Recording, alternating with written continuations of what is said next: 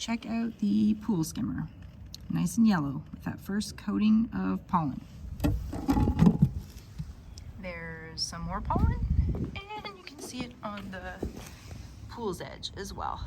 So here's some things I do during pollen season that is a little bit extra work compared to what I've been doing all winter to maintain the pool. You are going to need to change your skimmer sock more frequently. And even with a skimmer sock, it doesn't catch everything, because even when I pulled this out, there was a little bit, you could see the yellow going out the bottom of it in the water. So it catches a lot of the pollen, but not all of it.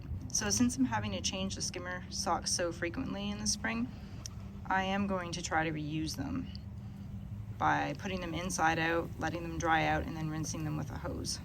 I'm finding that during pollen season, I have to change these every couple days.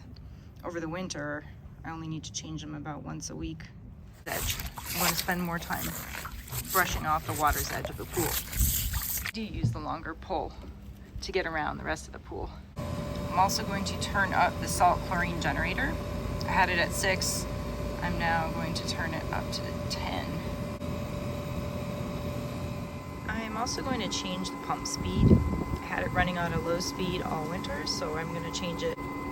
So I have the first timer set from 5 a.m. to 9 a.m., 2500 RPM. So I have timer 2 at 3000 RPM from 9 a.m. to 10 a.m. Now timer 3 is 2200 RPM from 10 a.m. to 6 p.m. And the last timer overnight is 1800 RPM from 6 p.m. to 5 a.m. So I have it running at the highest speed during the early morning hours in the day when the pollen is the highest. So there are many different options of what speed you could put your pump at. The main thing to note is just during pollen season, it's probably helpful to have your pump running at a little bit of a higher speed, especially during the hours when the pollen is at its highest.